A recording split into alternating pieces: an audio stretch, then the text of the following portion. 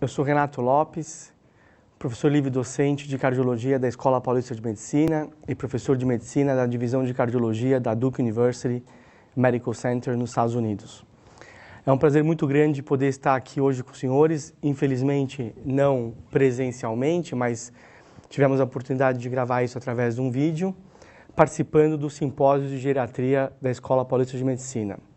Então gostaria de fazer dois agradecimentos antes de começar. A comissão organizadora pelo convite a participar desse simpósio, em especial ao Dr. Roberto Miranda, grande amigo meu e que nos convidou para participar desse simpósio, mesmo que à distância. E é um prazer estar aqui com os senhores. E o segundo, eu gostaria de agradecer, na verdade, a recém-fundada Escola Paulista de Clínica Médica, uma escola de clínica médica fundada pelo professor Antônio Carlos Lopes, juntamente em parceria com o Instituto Forte Educação, na presença da senhora Rita Alves, que viabilizou essa gravação e essa interação que nós vamos ter através do vídeo com os senhores, e vamos tentar estar disponível também ao final da apresentação em tempo real, através de uma linha telefônica para tirar qualquer dúvida que possa ficar em relação à aula.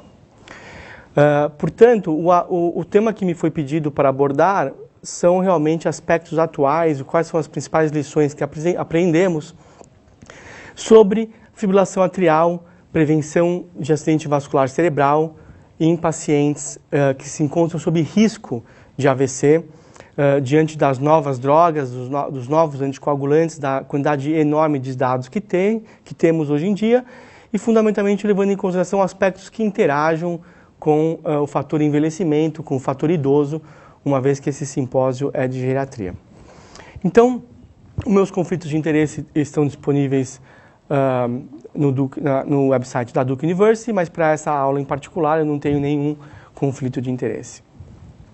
Quando a gente observa a prevenção de AVC em pacientes com fibrilação atrial, nós temos 6 estudos clássicos, no final da década de 80, começo da década de 90, que mostram um efeito impressionante da varfarina, os inibidores da vitamina K, na prevenção do AVC, com uma redução de 64% do risco relativo de embolia sistêmica e acidente vascular cerebral. Então, realmente algo impressionante, a varfarina com uma eficácia realmente muito impressionante na prevenção de AVC. No entanto, quando a gente pega inúmeros estudos e registros e nós observamos as taxas de uso de varfarina em pacientes que são elegíveis para tal, esses são os dados que nós apresentamos. Em números redondos, apenas 50% dos pacientes que são elegíveis acabam utilizando a varfarina. E isso se dá pelos inúmeros efeitos colaterais dessa droga, que, como eu costumo dizer, ela é muito boa, mas ao mesmo tempo ela é muito ruim. Efeitos colaterais inúmeros e dificuldade do manejo no dia a dia. E dentre os efeitos colaterais, um principal complicador, que é o risco importante de sangramento associado a ela. E mais do que isso, um risco de sangramento do tipo mais fatal que existe, que é o sangramento intracraniano. Essa é a complicação mais temida que nós temos que ter quando um paciente é anticoagulado, uma vez que esse evento, quando acontece, ele tem uma morbimortalidade muito alta. Ou seja, a mortalidade em 30 dias de um paciente quando sangra na cabeça é de 50% em 30 dias. Ou seja, realmente por medo dessas taxas de sangramento associadas à varfarina, as pessoas acabam subutilizando a varfarina. E essa linha do tempo demonstra que realmente no começo da década de 90 nós tínhamos aí em torno de 3.000 pacientes estudados em 6 ensaios clínicos randomizados que basicamente determinavam tudo o que a gente sabia em termos de fibrilação atrial e prevenção de AVC, em termos de anticoagulação. E vejam, senhores, que nos últimos 6 anos, uma explosão no conhecimento, na verdade, uma evolução enorme no conhecimento desse campo, onde nós temos hoje 4 estudos chaves extremamente importantes e hoje mais de 71.000 pacientes que foram incluídos nesses estudos e que, portanto, como eu costumo dizer, nós estamos reescrevendo esse capítulo de fibrilação atrial e prevenção de AVC e embolia sistêmica nos livros textos de medicina. Nós estamos reaprendendo inúmeros aspectos e são capítulos que estão sendo reescritos porque realmente com 71.000 pacientes a gente consegue fazer inúmeras análises e entender muito mais essa fisiopatologia, etiopatogenia, desfechos associados, complicações associadas ao tratamento anticoagulante e as complicações e a morbimortalidade associada a esses pacientes de alto risco. Esse slide demonstra as 4 novas drogas que estão mais avançadas aí no seu desenvolvimento. Na verdade, hoje, as 4 drogas já aprovadas nos Estados Unidos. Nós temos aí um inibidor direto da trombina, o fator 2 ativado, a dabigatrana, e nós temos 3 inibidores diretos do fator 10 ativado, a rivaroxabana, a apixabana e a idoxabana. Vejam, senhores, que há diferenças importantes entre essas drogas, em termos de alguma farmacocinética, dinâmica, excreção renal. Vejam, senhores, que a dabigatrana é, dentre elas, a que mais tem excreção renal, chegando a 80%. Depois nós temos a idoxabana em torno de 50%. E a rivaroxabana e o apixabana em torno de 30% de excreção renal. De maneira geral, resumindo esse slide, o aspecto mais importante de todas essas drogas é uma meia-vida curta, ou seja, uma meia-vida muito mais curta, em torno aí de 8 a 12 horas, em números redondos, o que é, na verdade, uma característica muito importante em relação à varfarina, onde a meia-vida são de dias.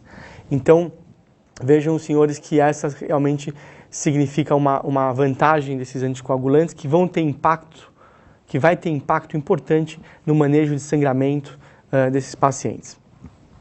E essas 4 drogas novas foram testadas em 4 ensaios clínicos muito bem desenhados: o estudo RELY, o estudo ROCKET, o estudo Aristoteles e o estudo ENGAGE.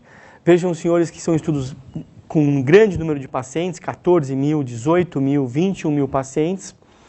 Esses estudos, o estudo RELY foi um estudo aberto, os outros 3 estudos, ROCKET, Aristoteles e ENGAGE, foram estudos duplo cego. Vejam que todos eles foram estudos de não inferioridade, ou seja, tentar mostrar que essas drogas eram pelo menos não inferior à varfarina, uma vez que preservar a não inferioridade de uma droga que é 64% efetiva para a prevenção de AVC é extremamente interessante e é muito bom. E, obviamente, que se a não inferioridade fosse atingida, nós poderíamos testar para a superioridade, o que alguma dessas drogas, como o dabigatrana e o apixaban, conseguiram demonstrar não só a não inferioridade, mas como a superioridade em relação à varfarina. Vejam que os pacientes com função renal abaixo de 30 foram excluídos dos estudos, ou seja, a gente não sabe realmente hoje como manusear esses pacientes do ponto de vista dos novos anticoagulantes. Eu vou abordar isso um pouquinho lá na frente.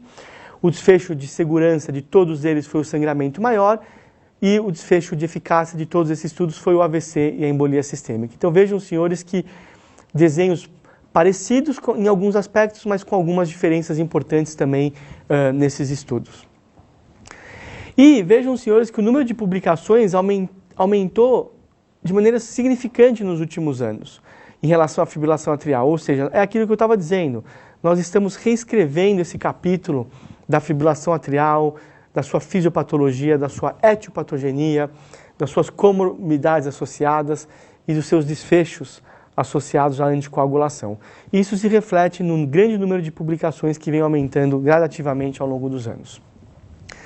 Baseado nesses últimos estudos e baseado nesses últimos 6, 7 anos, nós temos aprendido muito sobre a fibrilação atrial e agora eu vou trazer para os senhores 7 tópicos que se relacionam de certa forma com o envelhecimento, com o idoso e que eu acho que é de fundamental importância em termos de nós entendermos quais são as lições aprendidas desses estudos grandes e dessas análises de subgrupo. Então, vamos começar sabendo que realmente a fibrilação atrial ela vem aumentando a sua prevalência.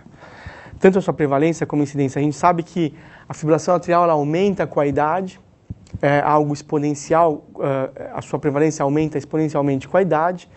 No entanto, mesmo quando a gente ajusta para o fator idade, a sua prevalência continua aumentando e há previsões aí de 12 milhões de pacientes só nos Estados Unidos que vão ter fibrilação atrial no ano de 2050. E se a gente, isso ajustando para a idade, se a gente não ajustar para a idade, esses números chegam até 16, 17 milhões em 2050. Então vejam, senhores, que, na verdade, não só os geriatras, mas todo mundo que vai estar tratando mais pacientes idosos vão estar se deparando com pacientes com fibrilação atrial. Nessa pesquisa realizada nos Estados Unidos, foi tentado descobrir como que era a percepção entre pacientes e profissionais da saúde em termos de fibrilação atrial e os seus riscos. E vejam que interessante, que de 500 pacientes entrevistados sobre o risco de AVC, somente um terço, depois da sua consulta médica, entendiam que a fibrilação atrial era algo grave e era algo com uma morbimortalidade importante. Quando a gente perguntava, na verdade, depois para os pacientes, para os profissionais de saúde, os médicos, os enfermeiros que atenderam esses pacientes, na verdade, 90% deles falaram que falaram realmente com os seus pacientes sobre a importância da FA. Então vejam que tem um gap, tem uma dissociação entre o que nós, profissionais de saúde, estamos falando para os pacientes e o que eles estão incorporando. Porque 90% acha que falou e só 30% acha que entendeu. Então, esse gap é fundamental que a gente diminua ou até acabe, para que realmente a gente possa explicar para o doente, ele possa entender qual é a importância da fibrilação atrial. Vejam que interessante que, como eu disse anteriormente, a complicação mais temida desses pacientes e dos profissionais de saúde é o sangramento intracraniano. E essas taxas de sangramento intracraniano, elas são superestimadas pelos médicos. Ou seja, esse estudo demonstra que os médicos tendem a superestimar em até 10 vezes o risco real de sangramento intracraniano. E mais do que isso, os médicos tendem a subestimar o número real, o risco real de acidente vascular cerebral. Bom, então a gente não precisa ser um grande matemático para entender que se eu estou superestimando o risco de sangramento e subestimando o risco de um evento isquêmico, obviamente que isso culmina com uma subutilização do anticoagulante. Particularmente nos pacientes mais idosos, que é justamente um paradoxo, porque são os pacientes que mais há risco de sangrar, mas são os pacientes que mais se beneficiam da anticoagulação. Então, se o paradoxo de tratamento acontece, ou seja, os pacientes de mais alto risco são os que menos são tratados, os idosos eles dirigem esse paradoxo de tratamento, ou seja, os pacientes mais idosos são os que mais sangram, mas, no entanto, são os que mais se beneficiam da anticoagulação em termos de prevenção de AVC. Esse outro estudo, muito interessante, tenta determinar alguns preditores de eventos de sangramento intracraniano. E vejam, senhores, que o preditor mais importante é o AVC prévio, seguido por um sangramento maior prévio e seguido por um comprometimento neuropsiquiátrico. Esses são fatores importantes de risco para a incidência, para a ocorrência do sangramento intracraniano. Mas mais importante do que isso, vejam, senhores, que quando a gente compara as taxas de AVC, de sangramento intracraniano e de AVC na população geral, o risco de AVC ele é 6 a 7 vezes maior do que o risco de um sangramento intracraniano. E quando a gente analisa aqueles pacientes que estão sob alto risco de queda, algo que eu entendo que é muito comum na prática dos senhores da geriatria, vejam, senhores, que o risco de um AVC ainda é 5 a 6 vezes maior do que um risco de sangramento intracraniano, dentre os pacientes que se encontram sob alto risco de queda. Ou seja, o resumo desses estudos é que, mesmo aqueles pacientes que são sob alto risco de queda, o benefício da anticoagulação é infinitamente maior do que o risco de um sangramento intracraniano. Além do que, é muito difícil, nós temos muito pouca evidência de bons estudos que possam quantificar o que é risco de queda e quanto que isso realmente influencia na decisão do dia a dia. Há um estudo bem elegante que demonstrou que o risco de AVC é tão mais importante do que o risco de queda de provocar um sangramento intracraniano, que para esses riscos se equipararem e passar a ser não vantajoso anticoagular esses pacientes sob alto risco de queda, um doente teria que cair mais que 250 vezes por ano para daí sim o risco do sangramento intracraniano se equiparar com o risco do AVC.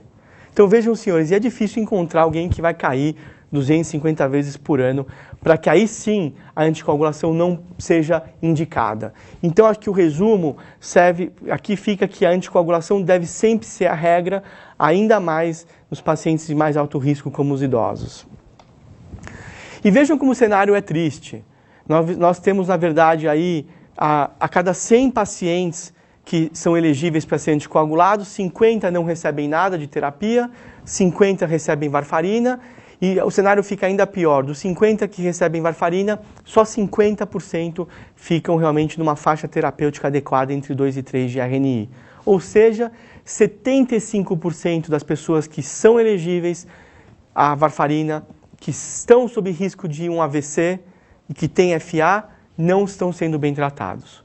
Isso representa nos Estados Unidos entre 50 e 100 mil AVCs por ano que não estão sendo preveníveis. Se nós fôssemos tratar apenas os pacientes que são subtratados, ou seja, aqueles com RNI que não se encontram na faixa terapêutica, isso significaria uma economia para os Estados Unidos de 1,3 bilhões de dólares. Então vejam a importância da gente realmente tratar, e essa é uma das vantagens dos novos anticoagulantes. Eles facilitam o tratamento dos pacientes que merecem ser tratados. Outro aspecto importante é em relação a quanto de fibrilação atrial é necessário para aumentar o risco de AVC. E vejam, senhores, que inúmeros estudos olharam em diferentes cut-offs. Alguns olharam 5 minutos de FA, outros olharam mais de 24 horas, um olharam em 5 horas, um olharam em 6 minutos. Isso usando dispositivos como o Holter ou até como dispositivos implantáveis. E o resumo desses estudos é que realmente, a partir de 6 minutos de FA, em um dispositivo implantável, ou que seja no Holter, já é suficiente para aumentar o risco de AVC. Ou seja, 6 minutos ou mais já é suficiente para que esse doente tenha um risco aumentado de AVC quando comparado com pacientes que não têm FA nem por 6 minutos. E, na verdade, se isso acontece, a gente tem que fazer uma busca de pacientes que têm FA assintomática. Vejam que interessante que essa revisão sistemática mostrou, na verdade, que em pacientes acima de 65 anos, hoje considerados idosos, a prevalência de fibrilação atrial chegou a 1,4%. Então, eram pacientes que não sabiam que tinham FA, eles foram, na verdade, foi feita uma busca ativa para a FA e foi descoberto, na verdade, a ocorrência de 1,4%. Então, vejam que isso significaria só nos Estados Unidos 500 mil novos episódios de FA por ano. E isso é tão importante que vejam, senhores, que esses pacientes que tinham o chamado FA silenciosa, ou seja, estavam em FA, mas não sabiam que estavam em FA, quando a gente comparou os desfechos, vejam que esses pacientes que tinham FA silenciosa tinham pior mortalidade e tinham pior taxas de AVC e embolia sistêmica. Então, vejam, senhores, que esses episódios de FA silenciosas se associam com piores desfechos e, portanto, devem ser procurados. E isso é tão importante que a diretriz europeia de 2012 coloca como classe 1B de evidência que em pacientes acima de 65 anos deve-se buscar de maneira oportunística a presença de FA através da medição ou da aferição do pulso. E se o pulso se encontrar irregular, aí sim fazer os exames, começar pelo eletro e assim por diante, os exames para se definir e se diagnosticar a presença de fibrilação atrial de uma maneira mais efetiva. Outro aspecto de extrema importância que também tem a ver com o idoso, é a falta de percepção real do valor da aspirina ou da eficácia e segurança da aspirina nesses pacientes. Então vejam, senhores, que nesse gráfico a gente tem o score de CHADS na abscissa e o uso de diferentes drogas nas ordenadas. E vejam, senhores, que conforme o score de CHADS do paciente aumenta, o risco do doente aumenta e o uso do anticoagulante diminui. Isso é o chamado paradoxo de tratamento. Ou seja, o doente de mais alto risco é o que menos recebe a terapêutica. No entanto, vejam que interessante, o score de CHADS do paciente sobe e o uso do antiagregante plaquetário sobe. Ou seja, os pacientes acabam utilizando mais antiagregantes plaquetários quando o risco de sangramento é alto. E isso é por conta do medo do sangramento e pela falsa percepção de que a aspirina, nesse cenário, é efetiva e é segura. E eu vou mostrar para os senhores que isso não é bem verdade no cenário da FA. O benefício da aspirina na prevenção de AVC, ele é decorrente de uma meta-análise que demonstra 19% de redução de risco relativo da aspirina versus placebo em pacientes com FA. Mas quando a gente olha esses estudos, a gente percebe que todo esse resultado de 19% foi guiado por um estudo único, chamado SPAF-1. E esse estudo único que foi responsável por esses 19% de redução. E mesmo nessa meta-análise, nesses 19%, o intervalo de confiança foi de -1 até 35, ou seja, um intervalo de confiança muito amplo, questionando realmente a eficácia da aspirina nesse cenário de fibrilação atrial e prevenção de AVC. Mais do que isso, em relação à idade, vejam os senhores que nesse estudo, quando o anticoagulante é comparado com placebo, ele é benéfico tanto no paciente idoso como no paciente mais velho, mas vejam os senhores que quando nós comparamos os antiagregantes plaquetários versus placebo, parece que ele possa ter um efeito, a aspirina pode ter um efeito quando o doente é mais novo, mas esse efeito se perde quando o doente se torna mais velho. Ou seja, aquele doente mais velho, mais idoso, que a gente usa aspirina porque a gente quer realmente está com medo de usar o anticoagulante pelo risco de sangrar, a gente, na verdade, não está dando nenhum benefício para o doente do ponto de vista de eficácia, porque a gente está mostrando que a eficácia vai embora com a idade para a aspirina. É justamente quando o risco de sangramento aumenta com a idade, com a aspirina, então a gente só está dando risco para os doentes. E como eu costumo dizer, esses pacientes, quando a gente trata esses pacientes com aspirina, nós não estamos tratando os pacientes, nós estamos tratando muito mais a nossa ansiedade do que o próprio paciente, provavelmente causando mais mal do que bem para esses pacientes. Esse é um estudo Averroes, talvez um dos estudos mais importantes da cardiologia dos últimos anos, que comparou um novo anticoagulante, o apixaban, versus aspirina. Bom, aí vocês podem me perguntar, mas Renato, é ético fazer esse estudo? Você acabou de falar que a aspirina não funciona e agora a gente vai comparar um anticoagulante versus aspirina? Bom, esse estudo incluiu pacientes que tinham contraindicação para o anticoagulante, para a varfarina. Então, na época, eles eram randomizados para aspirina ou para um novo anticoagulante chamado apixaban. Vejam, senhores, que o estudo foi interrompido no meio por um benefício de 55% de redução de risco relativo do apixaban versus a aspirina. De novo, nenhuma surpresa, porque qualquer anticoagulante, quando comparado com a aspirina, deve ser melhor. Mas esse slide mostra para os senhores qual foi a principal surpresa desse estudo. Quando nós comparamos as taxas de sangramento entre um anticoagulante, que é muito superior à aspirina, versus a aspirina, vejam que as taxas de sangramento foram exatamente as mesmas, ou seja, a aspirina sangrou tanto quanto um anticoagulante, e do ponto de vista de sangramento intracraniano também não teve nenhuma diferença estatística, mas numericamente menos sangramento intracraniano com a apixaban do que com a própria aspirina. Ou seja, a gente subestima o quão perigoso a aspirina pode ser nesses casos e superestima o quão eficaz ela é na realidade. Vejam, senhores, que nesse mesmo estudo, o apixaban foi, além de tudo, também mais bem tolerado do que a própria aspirina, ou seja, menos efeitos colaterais com o apixaban do que com a própria aspirina. E o resultado disso foi que as novas diretrizes para pacientes de baixo risco, com um score de CHA2DS2-VASc de 0, vejam, senhores, que agora tanto a diretriz europeia como a diretriz americana coloca como realmente indicação não usar nenhum antitrombótico. Se os senhores lembrarem, no passado era aspirina ou nada. Hoje, nada, porque provavelmente quando a gente está dando aspirina, a gente está fazendo mais mal do que bem. Outro aspecto importante é a diferenciação entre dose reduzida e dose baixa. Dose ajustada e dose baixa, são dois conceitos diferentes. Vejam, senhores, que no estudo do dabigatrana e da idoxabana foram testados dois regimes, um de dose mais elevada e um de dose mais baixa. E vejam que cada vez que eu testo um anticoagulante numa dose mais baixa, eu ganho em sangramento. Óbvio, eu vou sangrar menos. Mas vejam o que acontece com os senhores. Vejam os senhores o que acontece quando eu testo essas doses mais baixas. Eu ganho em sangramento intracraniano, eu ganho em sangramento geral, mas eu começo a perder em isquemia, ou seja, aumenta o meu número de infarto, aumenta o meu número de AVC isquêmico.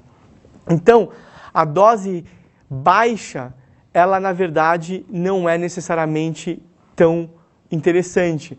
Por quê? Porque você ganha em sangramento se você for muito baixo na dose, mas você começa a perder em isquemia. Se você for muito alto, você ganha em isquemia, só que você começa a perder em sangramento. Por isso que tudo que se tange, tudo que se diz respeito a anticoagulante, o que a gente fala é que se resume a atingir aquilo que nós chamamos de sweet spot, ou seja, aquele ponto onde eu tenho o maior benefício isquêmico com o menor risco de sangramento. Vejam, senhores, que aí o estudo Aristóteles e o estudo Rocket não testaram dose baixa, mas sim uma dose ajustada, baseada em função renal, baseada em idade, baseada em peso. Então aí nós não estamos falando de uma terapia que foi testada em 2 doses, uma alta e uma baixa, mas sim doses ajustadas. E vejam, senhores, que quando eu testo a dose ajustada, os benefícios se preservam. Ou seja, ajustar a dose de acordo com a função renal, de acordo com a idade, de acordo com o peso, é adequado. Quando nós olhamos o estudo Rely e o estudo Engage, vejam, senhores, que a dose baixa, ou seja, a estratégia de dabigatran 110 e a estratégia de edoxabana 30, que são doses baixas e não ajustadas, vejam que você ganha em sangramento, mas você perde em AVC isquêmico e embolia sistêmica. Então aqui, de novo, aquela mensagem de que se a gente for muito baixo, sem critérios adequados para se ajustar a dose, simplesmente testar uma dose baixa, eu vou ganhar em sangramento, mas eu vou perder em isquemia. Outro aspecto relevante para os idosos é a função renal. Vejam, senhores, que a gente demonstrou aqui que o estudo Aristóteles, conforme a função renal diminui, o apixaban continua sendo benéfico, do ponto de vista de eficácia, continua sendo superior. E vejam, senhores, que a gente achou uma interação estatística com a função renal e sangramento para o apixaban. Mas o que foi essa interação? Foi uma interação que a gente chama do ponto quantitativa, ou seja, não foi qualitativa, não foi de direções opostas, mas foi de quantidade. O que significa isso? Que o apixaban foi superior em termos de sangramento para o paciente com função renal normal, mas conforme a função renal é deteriorada, ou conforme a função renal se diminui, o apixaban se torna ainda mais seguro, com taxas de sangramento ainda menor do que a varfarina. Então, algo muito importante para os pacientes com insuficiência renal. Já o dabigatran, vejam os senhores que eles têm 80% de excreção renal. Então, na verdade, a exposição ao dabigatran em pacientes com disfunção renal é muito maior. E quando a gente pega esse paper publicado no Circulation pelo Ziad, do grupo da Uppsala, vejam os senhores que a gente vê um resultado um pouco diferente do que eu apresentei do apixaban. Vejam os senhores que conforme a função renal vai diminuindo, e quando a gente chega aí num clearance de 50, 40 ml por minuto, as taxas de sangramento com dabigatran começam a ficar superior às taxas de sangramento com a varfarina. Ou seja, como a dabigatran é excretada pelo rim fundamentalmente, quando a função renal chega em 40, 50 de clearance, os pacientes em uso de dabigatran começaram a ter um sangramento maior, mais frequentemente do que os pacientes que estavam em uso de varfarina. E em relação a rivaroxabana, vejam os senhores que a gente não demonstrou nenhuma interação, ou seja, os resultados do estudo Rocket foram preservados, tanto em paciente com função renal normal, como em função renal reduzida. Ou seja, não houve interação estatística entre rivaroxabana e função renal, para nenhum desfecho de eficácia e, como eu estou mostrando aqui para os senhores, nenhum desfecho de segurança também. E mais recentemente, apenas para trazer para a atenção dos senhores, algo que a gente aprendeu recente na análise do FDA da edoxabana. Vejam os senhores que a edoxabana, do ponto de vista de prevenção de AVC, para pacientes com função renal de 30 a 50 de clearance, ela foi boa. Para pacientes de 50 e 80, ela também foi boa. Mas vejam, senhores, que para aqueles pacientes com função renal normal, um clearance acima de 80, houve um aumento nas taxas de AVC com a edoxabana. Isso chamou muito atenção, porque isso não se observou no que diz respeito à função de sangramento. Em sangramento, a edoxabana funcionou em qualquer que seja a função renal, normal ou reduzida. Vejam, senhores, que quando o clearance chega em 95, a varfarina passa a ser mais eficiente do que a idoxabana. E isso foi tão importante que hoje o FDA aprovou a idoxabana para esses pacientes, mas com uma contraindicação. Para pacientes com função renal acima de 95 ml por minuto de clearance, a idoxabana é contraindicada. Então veja que ela é contraindicada para pacientes com clearance abaixo de 30 e ela é contraindicada para pacientes com clearance acima de 95, onde a varfarina foi melhor do que a idoxabana. Então muito interessante porque agora nos fez pensar também que nós temos que nos preocupar não só com a função renal baixa, mas sim com a função renal normal. A idade, outro aspecto importante, vejam, senhores, que foi encontrada uma interação entre a idade e dabigatrana do ponto de vista de sangramento maior. Vejam que o dabigatran, conforme a idade aumenta, acima de 75 anos, o dabigatran perde um pouco a segurança do ponto de vista de sangramento maior.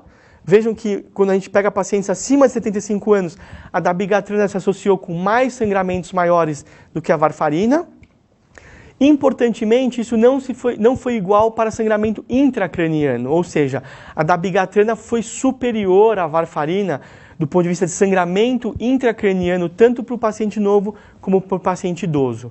Mas do ponto de vista de sangramento maiores outros, aí o dabigatrana perde a sua segurança em pacientes mais idosos. Já na rivaroxabana, a gente não encontrou nenhuma interação com a idade. Vejam, senhores, que a dabigatrana, a rivaroxabana, ela passa a ser segura e eficaz tanto no paciente mais jovem como no paciente mais idoso. E a gente fez a mesma análise no estudo Aristóteles e podem ver os senhores que tanto para eficácia, AVC, embolia sistêmica e mortalidade, o apixaban ele é superior à varfarina tanto no paciente mais novo como no paciente mais idoso. Para sangramento, a mesma coisa. Vejam, senhores, que independente do tipo de sangramento, o apixaban é superior à varfarina tanto no idoso como no paciente mais novo. E nós ainda fizemos uma análise no paciente acima de 80 anos, para ver se o apixaban era seguro nesses pacientes. E vejam, senhores, que o apixaban se mostrou superior à varfarina do ponto de vista de AVC, superior à varfarina do ponto de vista de sangramento maior e superior à varfarina do ponto de vista de mortalidade por todas as causas em pacientes abaixo de 80 anos e em pacientes acima de 80 anos. Então, um perfil realmente de eficácia e segurança muito interessante nos pacientes idosos. E para terminar, o último aspecto, realmente essa nomenclatura que foi dada de FA valvar, que acabou gerando uma certa confusão. Nós usamos essa nomenclatura nos estudos, que a gente excluiu pacientes com FA valvar, e as pessoas começaram a achar que qualquer doente com lesão valvar foi excluído dos estudos. Isso não foi verdade. Quando a gente se refere a FA valvar, nós estamos nos referindo a duas situações únicas: estenose mitral moderada e grave, uma, e prótese mecânica, duas.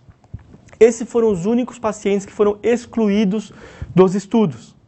Todas as outras lesões valvares, insuficiência aórtica, insuficiência mitral, estenose aórtica, insuficiência tricúspide, foram sim muito bem representados nesses grandes estudos e os benefícios dessas novas drogas foram preservadas nesses pacientes com lesão orovalvar. Então, para pacientes que têm insuficiência mitral, estenose aórtica, insuficiência aórtica, os novos anticoagulantes podem sim ser utilizados com segurança e com eficácia de acordo com os seus resultados dos seus estudos principais. Os únicos pacientes que nós devemos evitar os novos anticoagulantes são os pacientes com estenose mitral moderada e grave e naqueles pacientes com prótese mecânica. Então, para concluir, eu tenho algumas conclusões importantes. Primeiro, que os pacientes com FA se encontram sob risco, mesmo quando tratados com terapias tradicionais como a varfarina. Então, antes da gente decidir qual é aquela droga que eu vou usar, se eu vou usar a rivaroxabana ou a apixabana ou dabigatrana, antes de eu perceber isso, eu tenho que identificar quais são os pacientes que não estão sendo tratados e que, portanto, devem receber uma terapia adequada. Isso é fundamental. Segundo, lembrar que todos os novos anticoagulantes, dabigatrana, rivaroxabana, apixabana e idoxabana, são seguros, são efetivas e têm vantagens importantes sobre a varfarina. Os guidelines, as diretrizes estão aí para nos guiar, não para nos engessar, mas obviamente que nós temos sempre que fazer a melhor conduta baseada na melhor evidência possível. Os novos anticoagulantes representam uma evolução no cenário da anticoagulação, não só de FA, de síndromes coronarianas agudas, de profilaxia de TVP, de tratamento de TVP, de TEP, enfim, pacientes cirúrgicos, pacientes clínicos, eles vêm realmente revolucionando esse cenário da anticoagulação. Vejam, senhores, que quando comparado com a varfarina, talvez a vantagem mais importante dos novos anticoagulantes é a redução de 50% no mínimo de sangramento intracraniano quando comparado com a varfarina. Todos os novos anticoagulantes, em maior ou menor grau, reduzem o sangramento intracraniano em 50% quando comparado com a varfarina. Isso é de extrema importância. Os antídotos estão sendo desenvolvidos, na verdade já agora em vias de aprovação e até o final do ano nós vamos ter aí mais do que um antídoto para ser utilizado para os novos anticoagulantes, mas podem ter certeza que a gente vai usar esses antídotos muito menos do que a gente acha, porque como eu costumo dizer, o melhor antídoto desses novos anticoagulantes é algo que está disponível para todo mundo, em todo lugar e é de graça, é chamado tempo. Em algumas horas a droga está fora do organismo, quase com nenhuma concentração plasmática e, consequentemente, vocês podem manusear esses pacientes. É possível medir a ação desses novos anticoagulantes, embora não seja necessário. Os novos anticoagulantes vão também diminuir de maneira importante a necessidade de terapia de ponte para procedimentos invasivos. Aliás, tem estudos hoje bem modernos, publicados recentemente, mostrando que não há benefício em fazer a terapia de ponte desses pacientes, porque você só aumenta o risco de sangrar sem nenhuma proteção adicional em AVC. E, obviamente, que a gente vai ter que sempre olhar em eficácia e segurança de cada droga. Lembrar que essas drogas não foram testadas umas contra as outras, então a gente não pode falar que uma A é melhor que a B, porque todas usaram o mesmo comparador, que foi a varfarina. Por isso que eu gosto de usar a palavra atributos. Droga A tem atributos X, droga B tem atributos Y. Baseado no que o paciente está na minha frente, eu vou escolher uma droga A ou a droga B. Sempre equilibrar, sempre levar em consideração o risco de sangramento e de AVC, porque realmente é um binômio importante na decisão de anticoagular. A varfarina, apesar de tudo que nós falamos, ainda não deve ser enterrada, porque ainda há situações específicas onde a varfarina ainda é a melhor droga para os nossos pacientes. Eu vou citar aqui um exemplo: prótese mecânica. Pacientes com prótese mecânica não devem utilizar os novos anticoagulantes, nós devemos utilizar a varfarina, ainda é a droga de escolha. E no começo, como eu disse há 6, 7 anos atrás, quando os primeiros novos anticoagulantes foram publicados e começaram a ser aprovados, era o começo de uma nova era. Eu acho que a gente ainda está nessa nova era, mas chegando no fim desse começo, ou seja, ainda é um começo, chegando ao fim desse começo, mas obviamente que a gente tem uma longa jornada pela frente para que a gente possa adquirir a experiência que a gente tem com a varfarina nos últimos 50 anos, com os novos anticoagulantes e cada vez mais aprimorando a qualidade de tratamento dos nossos pacientes. Porque no final o que importa é realmente o que diz o Bill Gates nessa frase: não são as descobertas per se, mas sim como essas descobertas são aplicadas na prática clínica, na prática médica, para que a gente possa sempre, mantendo a visão holística do paciente, tratar o paciente como um todo que tem FA e não simplesmente a FA que o doente possui. Então, eu queria agradecer, era mais ou menos isso que eu tinha para abordar com os senhores e vamos ver se nós conseguimos aí uma linha telefônica para tirar algumas dúvidas que possam ter ficado ao longo da apresentação. Um abraço a todos e bom simpósio.